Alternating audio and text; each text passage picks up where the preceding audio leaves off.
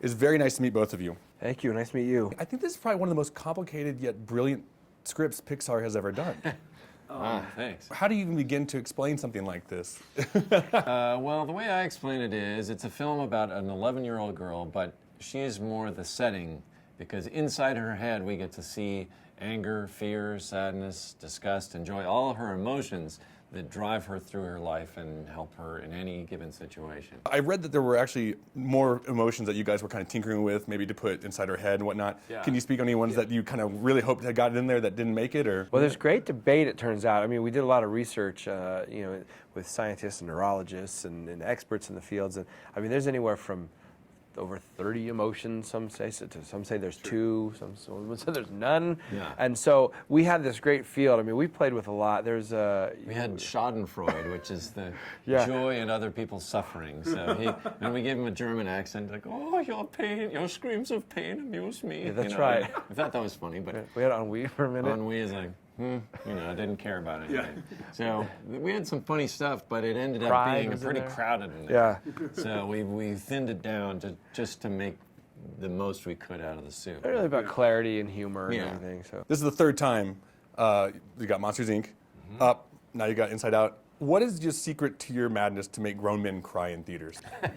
Because you've got me 3 times now. Oh, good. Thank you. I always take that as a compliment. I know some Yeah. people are It totally sort is. of pissed at me, but I get to work with a great crew of people, and I just try to make something that affects me, I guess, and between Ronnie Del Carmen is our co-director, and Kevin Nolting, the editor, I think those guys are crucial in that crafting of it. they are, I think, because I've worked with Pete so long, it's like all his movies start from a point of departure of some personal observation, some sort of simple truth, whether it's about growing old or fear as a parent, like on Monsters, or in this case, just this struggle of watching your kid grow up, and the fact that there's kind of nothing you can do about that. And that's you said it's a complex script, and it is, but it comes from a very simple observation, and we try to dramatize it in a way that makes sense. But that's my take on it. One of the things I love about Pixar films, or in any kind of Disney film for that matter, there's always Easter eggs in there.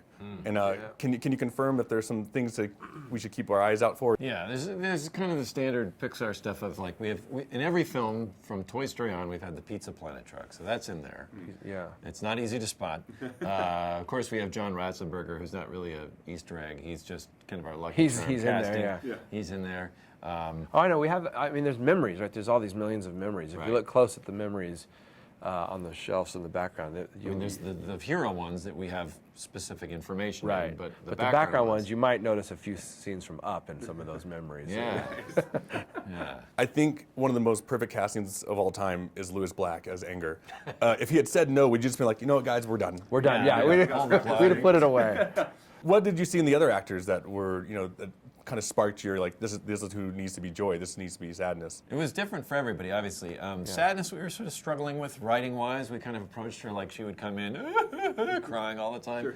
And I think Jonas saw Phyllis. Yeah, Phyllis is in a movie called Bad Teacher, where she played the character just completely hesitant and insecure. She couldn't even order lunch, and that felt kind of right. So we listened to her and thought, oh, she just fit. And that gave us a new angle on that character, and ultimately really worked for our story, because she's actually the most advanced of all of the emotions. She's kind of realizing something needs to change way earlier than the rest of them. But because she's so wanting to please everybody, she's like, oh, I'm sorry, and so she, that was fun. That was a real key to that character. Yeah. And Mindy Kaling for Disgust was a fun one, just because we struggle with disgust as well, because it is an emotion, and we found this in the research. Disgust there's a reason you have disgust, and that's sort of prevent you from being poisoned, like literally eating the wrong food, but also socially, right, which felt right. And so Mindy, who's just amazingly funny and sharp and can kind of play that eye-rolling, almost judgmental, way. She just fit the suit and just came in and was really quick to elevate that character. And then Bill could kind of play anything at any time, of course, and he's just so funny. Yeah. I read that you observed your daughter, and this is kind of where maybe the whole story sparked itself. Has she had a chance to see it, and has she given her review to you? She has. She watched it, and we finished after 5 years of work, and said, "Hey, what'd you think?" She's like, "Good movie, Dad." Right, yeah. She liked it. She's on to the next thing. Yeah. There's been a few directors from Pixar, Brad Bird, who kind of started all with animation and then jumped to the live action. Have you thought about jumping onto the live action boat and trying something else? And Yeah, I've thought about it along the way. I mean, I have a couple ideas that would probably be better suited for live action. But for now, I feel like we've got a good thing going at Pixar. Sure. And I'm also I continue to just be fascinated by animation as a medium. So. yeah. It feels like this film might be more geared towards adults, and the parents are going to get this a little bit more. I see kids watching it going, "Mommy and Daddy, why are you crying?" and they're not. They'll love the characters and the vibrant colors, but We did show it for kids, Yeah. and we were amazed how quickly they got it. They were, like, even 5-year-olds were able to explain the story almost better than we were. They totally understood everything. And they see, what I love about the films we get to do is that people, depending on where you're coming from, see different things in it.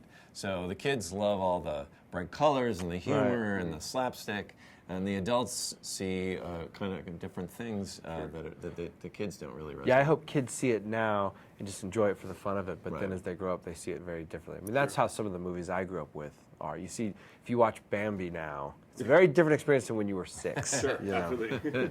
Yeah. Cool. Absolutely. It was a pleasure meeting both of you. Yeah, Thank you like- so thank you so much. much Our for coming. pleasure. Thank Thanks. you. See you guys.